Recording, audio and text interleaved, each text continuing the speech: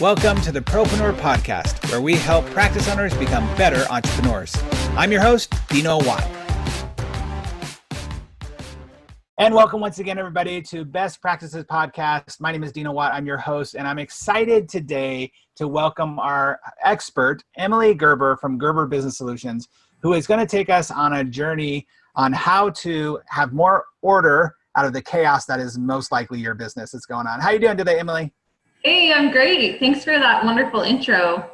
Oh, you bet. I'm excited to talk with you. Listen, I think if there's one thing that most people can relate to is the chaos of business. It's not always a straight line. There's that great meme that's been going around for years, right? Well, I can't say decades with Facebook, right? But for years, where it's like the line to success is not a straight line. It's all over the place. One of my really dear friends, Rich Christensen, wrote the book, the Zigzag Principle, which is all about how nothing is a straight line. So I'm excited to have you. This is great. Please introduce yourself to everybody. Let them know who you are, what you're all about, besides what we've already talked about.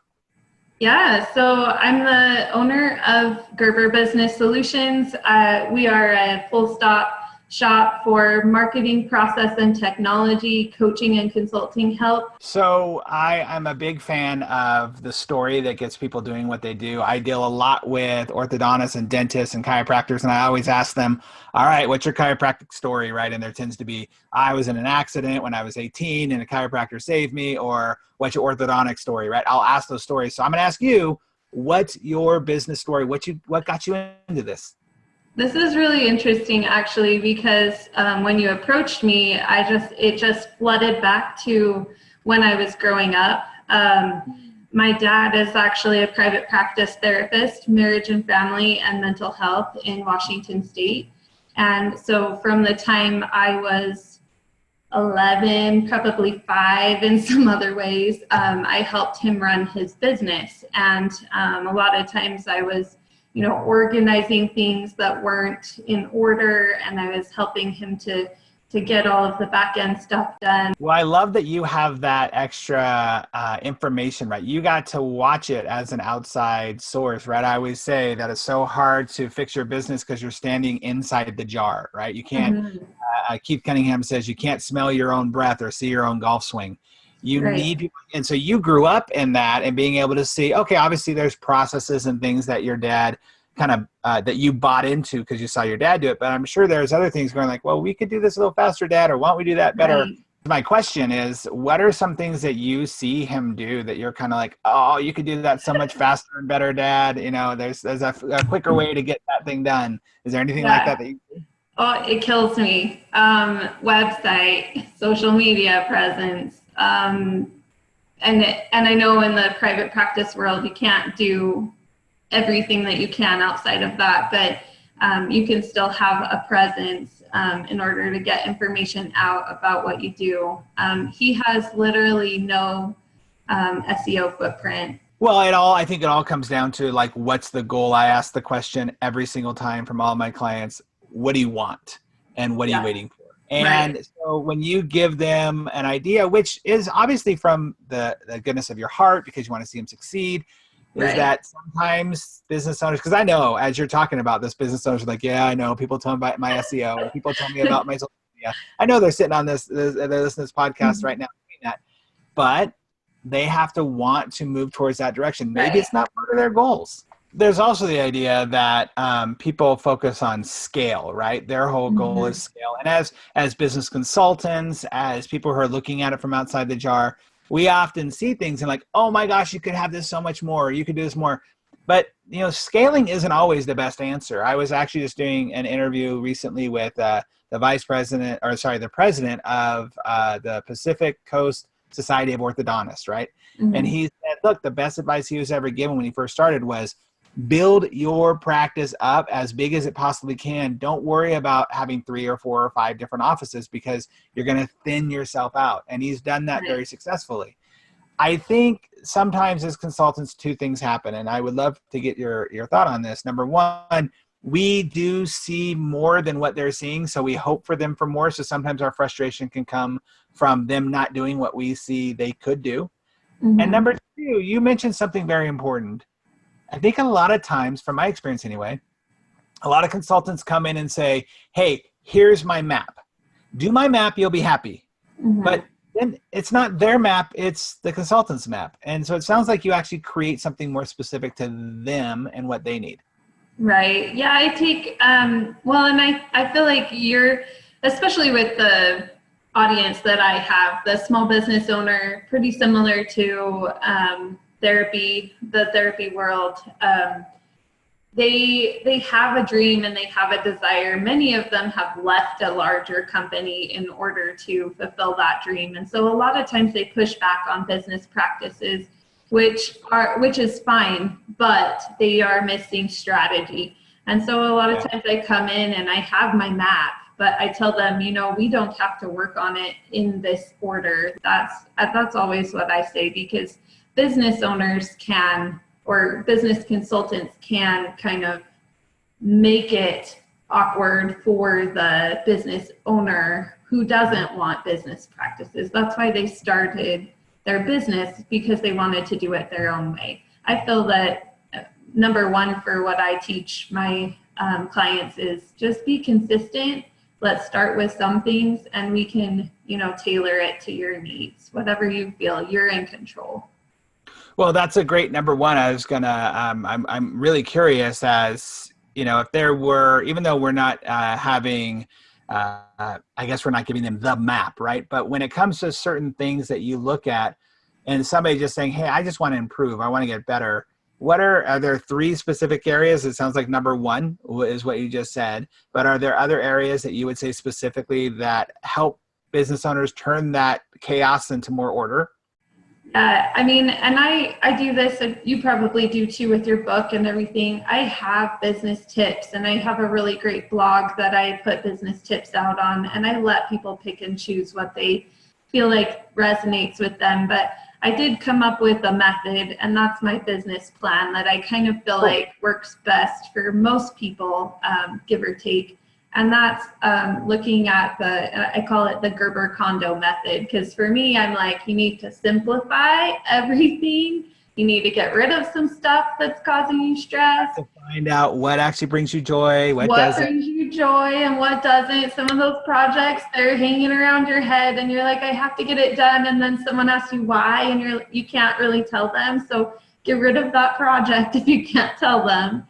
And then, you know, besides the condo approach, then I just say, take a look at your mission, vision statement, look at your website, update it if need be, contacts, like make sure that the website resonates your vision statement, and contact list, make sure it's segmented to past clients, current clients, and future perspectives, and then look at social media, and then look at emails. That's kind of my checklist to go off of first for small business.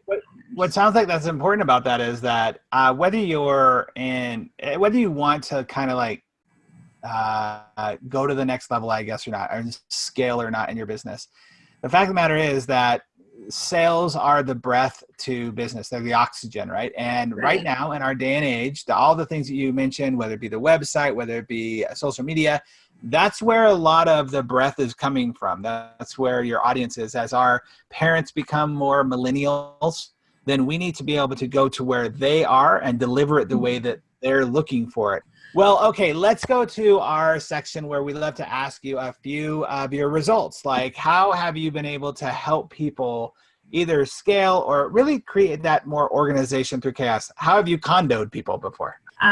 You know, I have a therapy office that I actually worked with 9 different therapists in that office, and we went through all of their practice processes and created a process, like a company history, which included their mission and vision and their company values and their goals. And then it also went down, it had their logo at the top, and it went down, had their org chart, and it had, you know, the job descriptions that they always were recreating over and over again. It had it all in one living document. And I always try to suggest to people to use Google Drive, because it's a shared document where you can add privacy, or you can share it with your administrative assistant, and it's only one document in one place. That's a lot of times if you're not doing shared documents and having things on the cloud, then that slows you down a lot. What do you think if you had to give someone's listening to this right now, they're feeling overwhelmed about all the stuff they, quote, should do, and they have all these books that are stacked up of how to better organize, and yes, they know they need to do stuff, right? Many people have common knowledge, as Brendan Burchard says, but not common practice. They know these things. Right. What's one thing, if you can give them one thing they can do within the next 24 hours that would give them a little bit more of that taste of peace and order in their life? Yeah, so I mean, there's a lot of things, and small business owners, just like private practice owners, they get overwhelmed really easily. They're working their craft, and then they want to have time with their family, and they hardly ever get that.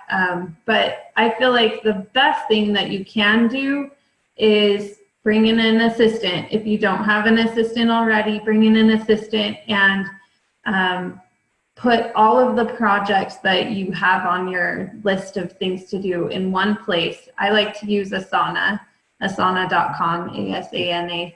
But there's a lot of different project management tools, and some private practice has their different ones that they like to use, but just get them all in one place, even if it's just a spreadsheet or a piece of paper, and then rank them by priority, and then assign them out to people and try to delegate as much as you can. From that list, then I go into mission statement, website, those 4 steps, and the list might grow a little, but as you're going through that, it's just like Marie Kondo piles everything onto a bed and makes the people, she makes the people choose the ones that they want to keep. So now we're going to go into our section where we ask just 4 quick questions and quick answers back to us for all of our listeners. Number 1, as you see many business owners out there, what do you feel is the most expensive thing that practice owners or business owners are missing in their practice? I mean, I'm an organized nut, so I keep going back to organization. It's simple, but the thing is that I always recommend, and it's always hard to do, like with this therapy office, it was hard for them to block out time, and I understand that because you want the wheels to keep moving. I mean, you're kind of in a snowball, and but I always recommend that you block out a day or a couple of days, wherever you can manage it. Stop the wheels from moving for just a little bit, figure out what the wheels should look like, grease them or oil them, and then once they're managed and once they're working the way that you want them to work, then press go on your product or your process or whatever it is that you're doing. Meet with your clients and try it out, and then maybe revisit it in a month or something and see how that goes. Is there a book that you believe every business owner should read? Yeah, I really love anything by Simon Sinek. I saw one of his TED Talks, and I think that Start with the Why, that's a really good book.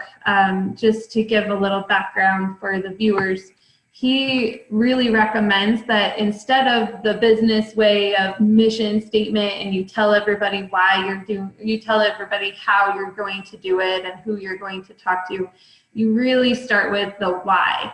And the reason is that the why inspires you as a business owner, as well as reaching out to inspire your clients and customers. So why are you doing this? Why are you running the business in a way that you are? How does it make it different? That's number 2. And then what are your values? And then what are your goals? And the goals are personal to your company, but revisiting them at a quarterly or annual or even monthly interval is really important for re-inspiring the team. And isn't it interesting that everything always comes back in frustration to the why? Like, why am I doing this? And it comes to that. So yeah, you should figure that out. So what is the number 1 way that listeners can reach out to you? Yeah, so we talked about my website, but we're also active on Facebook. and the other social media platforms. But on Facebook, it's just at Gerber Business. And that ties you into what we're currently doing. And did we give everybody your website address? I don't know if we did that. So it's gerberbusinesssolutions.com. Yep. Okay, very good. Makes it pretty simple, right? Yeah. So tell me one of the best resources or tools that you think that business owners, small business owners, should be using to grow their practice right now. Is there something pretty simple you can tell them? To grow their practice right now would just be to not forget consistency in marketing. I try to use simple practices, come up with the content, use the content that you have already and put that into place. And you can change it and alter it if you have more time and resources.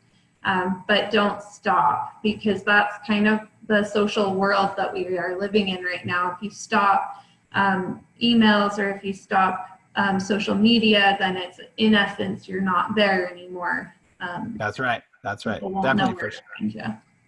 Well, Emily Gerber from Gerber Business Solutions, thank you so much for joining us on today's podcast and sharing your wisdom with everybody. Everyone, please go check her out on her website, see how she can help you turn your chaos into order. And also go check out the show notes on the bestpractices.com and DinoWatt.com and all of the upcoming events that we have. Thank you again, Emily, for being here. We really appreciate it. Everybody, go enjoy your best practices. Good job.